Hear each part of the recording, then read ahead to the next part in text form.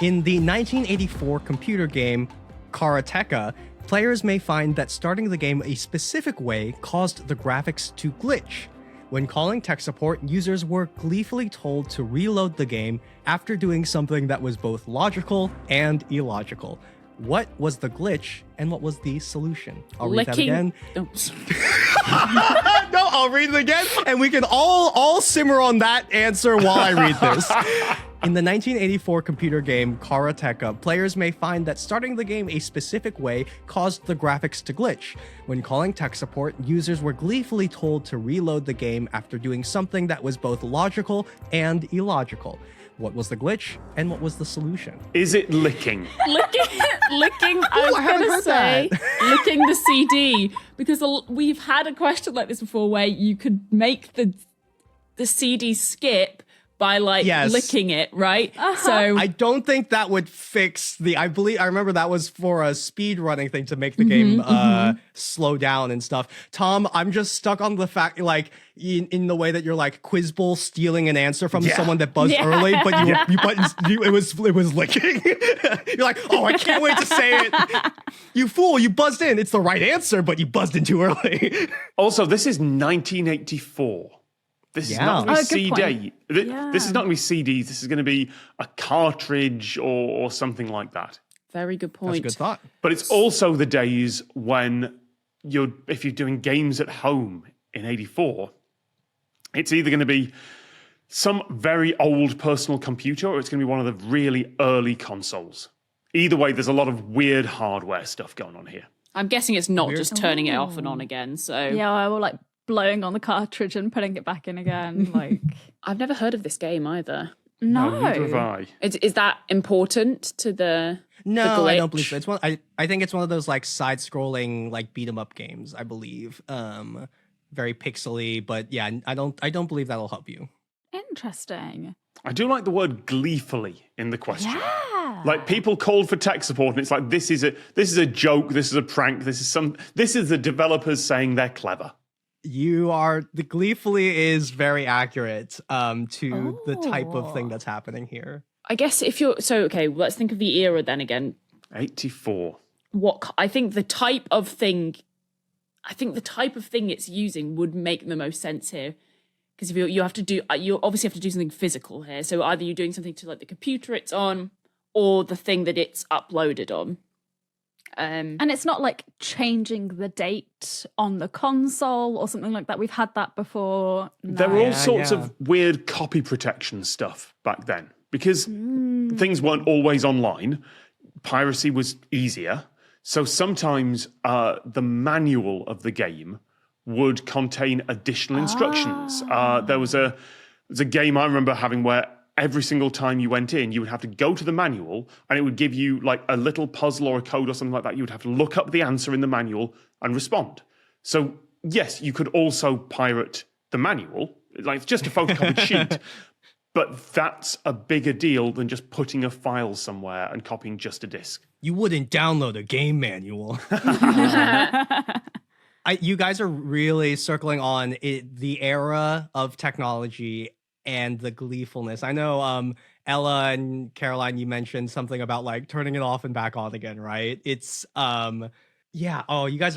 I think you guys will get it. What was this a piracy measure? Because it could be that if the game was pirated, it did something wrong or different, and thus they were being told, "Go buy the game, you cheapskate."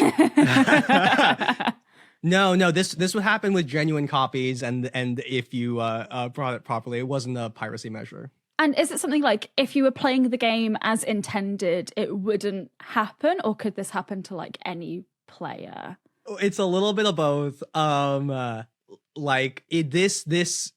glitch could happen to a normal person, but if you were doing it properly, it shouldn't happen. Interesting. It's not piracy. It's trying to skip forward. It is purely gleefulness. It is purely or is it something that the developers have put into the game as a joke, and then you can do the thing that they say, and then it fixes it, but it's actually just for fun. It's some form of Easter egg or something like that. Ooh. Yeah, I would more classify this as an Easter egg. Although what it causes, users would think is a glitch. But it is more like a prank than it is it's to delight the customer service folks on the line trying to help people out. And do all of the games start like this? Like this game is like, if it's like a deliberate glitch. This was a deliberate glitch for this game. I think, Tom, you might have a better insight into some of the oddities of tech of that era.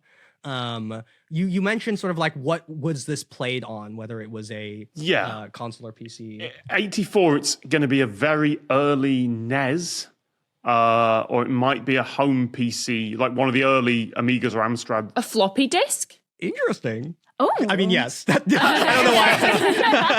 It feels better if I say, rather than saying, Okay, you're on the money. 1984 is too early for the 3.5-inch discs. This would be like a 5 1/4-inch literal floppy disk with a bit of wobble to it, I think, in 84. So was the solution to wobble it?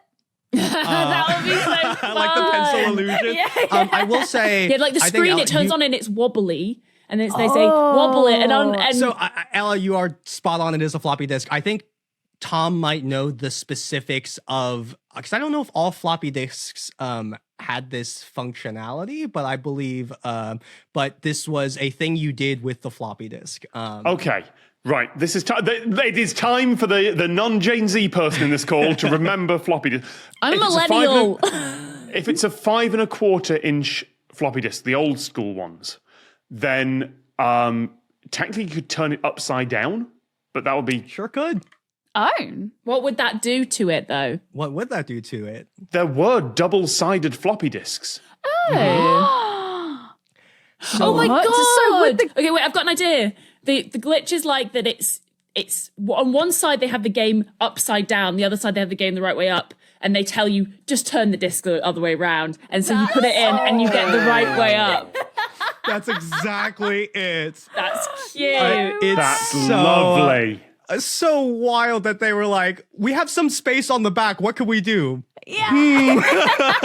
Yes. So the glitch is that the game was upside down. The solution was to turn the floppy disk over to side B. The developers of the game discovered that they were able to make the graphics turn upside down by changing a data table. And that gave them the idea to put a second copy of the game just upside down. That's so that they could fun. give this joke and this note, which is so great. Because the label's only on one side of the disc. You would have to make a mistake. You would have to put it in the wrong way up. No one would do that deliberately unless they knew about the glitch. At which point, your game is upside down. I cannot. So what I good. wouldn't give to be a fly on the wall for people being like, turn it upside down and go, oh, okay, that worked. Wait. Yeah. What? Wait. So the developers of the game discovered that they were able to make the graphics turn upside down by changing a data table, which gave them an idea to put a second copy of the game on side B of the floppy disk. And if any player loaded this version by accident, the game's graphics would appear upside down. And so occasionally a tech support rep would have the joy of telling puzzled users, oh, you inserted the game upside down. Just please turn the floppy disk over and reload the game. So fun. So And good. the game was created by Jordan Mechner of Prince of Persia fame.